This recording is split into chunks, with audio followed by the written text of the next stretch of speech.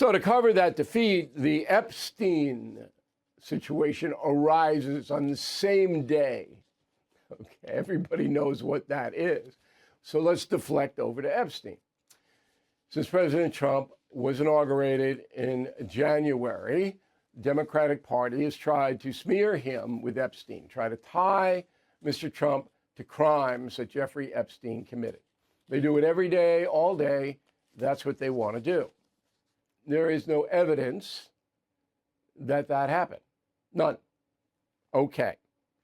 So Democrats on the House Committee on Oversight leak some emails out to the press, and the press goes nuts. I looked at the emails, nothing there.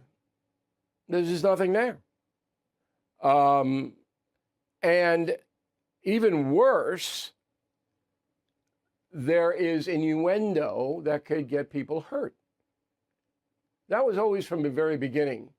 That President Trump asked me on St. Patrick's Day at the Oval Office, would you release the files? And I said, yeah, if they're verified. But if they're not verified, if it's rumor or you haven't, Justice Department hasn't nailed it down. Remember, 2 Justice Departments, Merrick Garland and Trump 1, William Barr. Those things have been investigated like crazy. Okay? So I said, if there's evidence that somebody was hanging with Epstein, he got put out. But if it's just a rumor, no. People get hurt. Okay. So they throw this stuff out.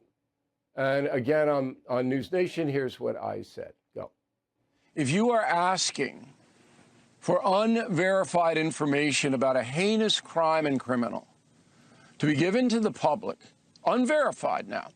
Remember, the Justice Department under 2 administrations had this information, not verified it. If that's what you want, then you need to read my book, Killing the Witches, because that's the kind of country that's not what they want. We'll have.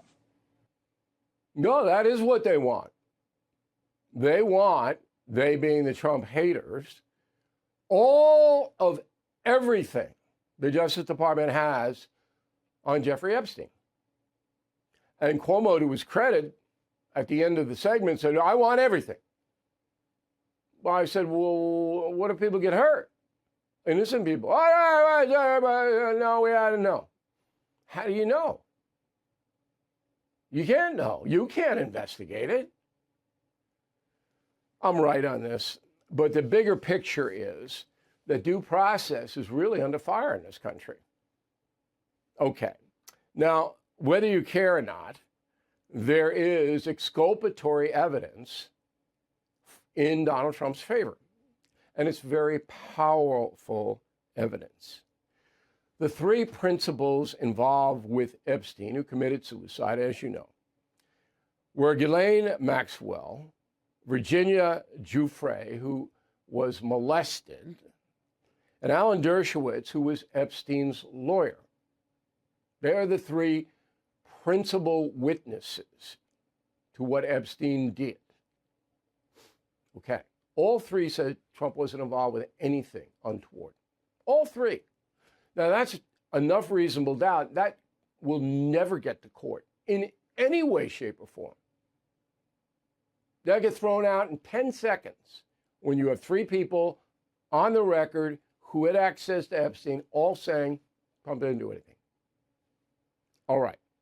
Now, Dershowitz is the most powerful witness because once Epstein was dead, then attorney-client privilege disappears. Here's what Dershowitz said yesterday. I was Epstein's lawyer. I was trying to make him the best possible deal I could make. That's my job. That's what I'm supposed to do. And among the questions I asked him, as any lawyer would, is, can you name people who may have had improper sexual relationships with anybody? And if we can turn those people over to the government, we can maybe get you a better deal. And then I went through a variety of names, including Donald Trump. And Jeffrey Epstein said, no, Trump didn't do anything wrong. Go ahead. So what more do you need? Doesn't matter. The press ran wild last night. Okay? ABC World News Tonight spent 4 minutes 23 seconds on the story. NBC Nightly News, 4 minutes, 34 seconds.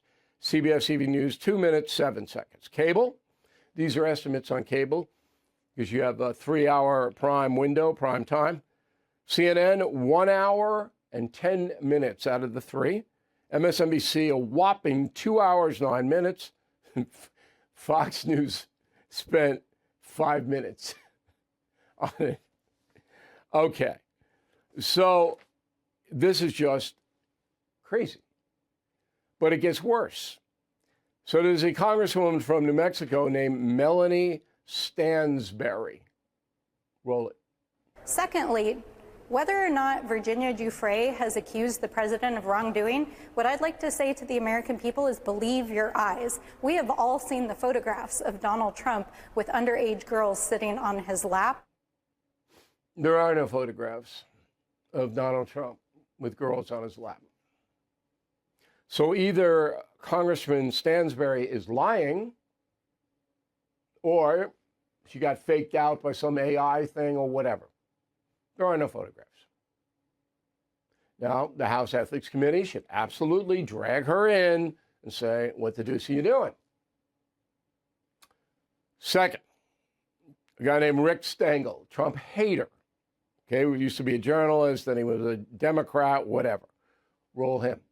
I mean, the idea that he calls it a hoax, and all day long people can watch on television them leering at girls at parties and things. It's like, well, gee, it's not a hoax. So I think it has legs, and it should, and it is the sort of thing that could undermine the basis of his presidency.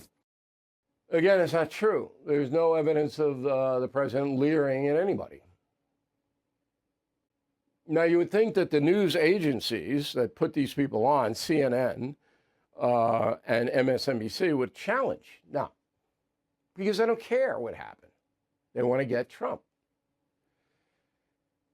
Finally, there was a very disturbing X file from Eric Swalwell. You remember that name? He probably the worst Trump hater in the country, represents California. He says, quote, the government was shut down for 40 plus days to protect Donald Trump. People weren't paid. Credit was destroyed. Tenants were evicted. All because pedo protector Mike Johnson sought to shield Donald Trump. But it's coming out now. Pray for these women Trump Epstein terrorized. Now, if I'm Donald Trump and that goes out on X, I sue Swalwell. But do I win? So herein is the complication of living in the United States of America.